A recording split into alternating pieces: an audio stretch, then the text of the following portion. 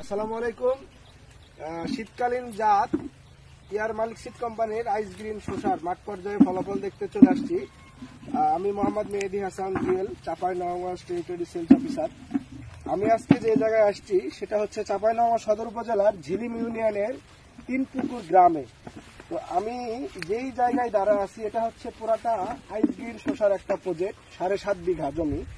তো আমি এই শসার কেমন হয়েছে আমরা এখন যে ভাই তুলতেছে আমরা তার কাছ থেকে শুনবো। ভাই, এটা কি শসার জাত? আইস গ্রিন শসার জাত। আইস গ্রিন। আচ্ছা, আপনি তো শসা তুলতেছেন, শসাটা কেমন হয়েছে আপনার কাছে মনে হচ্ছে? আমার কাছে ভালো হয়েছে। ভালো মনে হচ্ছে? ভালো কি কি মনে হচ্ছে আমাকে তো বলেন তো, ভালো কি কি দিক?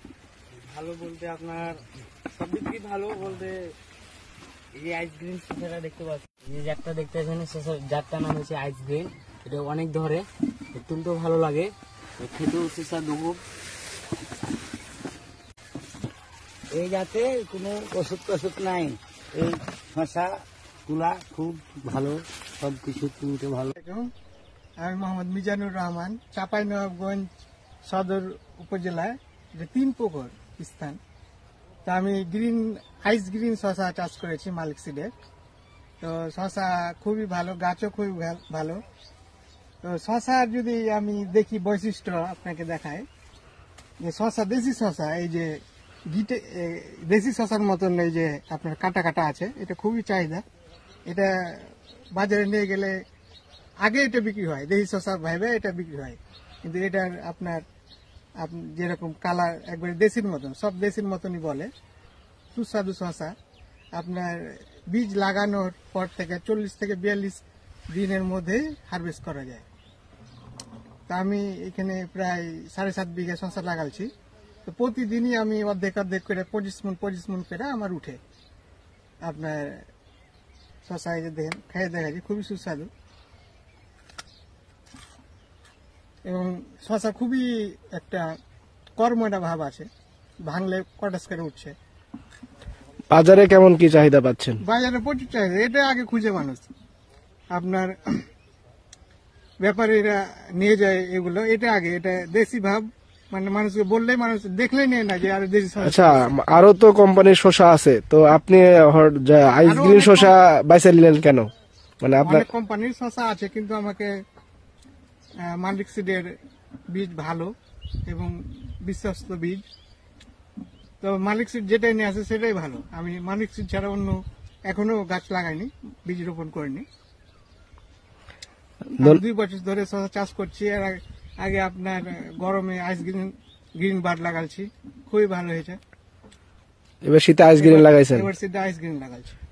আচ্ছা ভাই, আপনাকে ধন্যবাদ যে আপনি মালিক সিডের সঙ্গে এখন পর্যন্ত আছেন। তো মালিক সিডের শুধু শসা চাষ করেন না, আরো পাশাপাশি অন্যান্য সবজি চাষ করেছেন? জি জি। অন্যান্য কি কি সবজি চাষ করেছেন? শসা, করলা অনেক ভালো করলা হয়, গ্লোরিয়া, রেসার গ্লোরি। আচ্ছা আচ্ছা। তো আপনার কাছে ভালো মনে হচ্ছে নাকি? খুবই ভালো। তো 7.5 বিঘা করছেন, এত বড় একটা রিস্ক নিলেন, আপনার কি ভয় লাগেনি যে আপনি এত বড় একটা রিস্ক এত করতেছেন? কনফিডেন্স আপনি তো অবশ্যই নিয়ে। আমি জানি যে মালিক সিডের বীজ ভালো, বিশ্বস্ত বীজ, যেটা লাগাবো সেটাই হবে, কোনো মান নাই। আমি এর আগে অন্য একবার বীজ ছিলাম অনলাইনে দেখে, অন্য জায়গার বীজ নিয়েছিলাম, তো গাছ ভালো হয়নি, গাছ হলদে হয়ে গেছে, মারা গেছে। আর এটার এখন পর্যন্ত এরকম কোনো সমস্যা?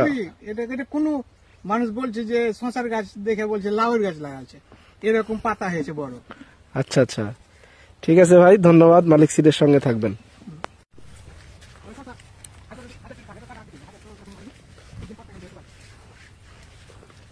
কি করবেন? গাছ ধরেন শসার গাছ যেমন এ পর্যায়ে চলে আসবে, 15 দিন হলে তো এ পর্যায়ে চলে আসবে, তখন দিব বীজ।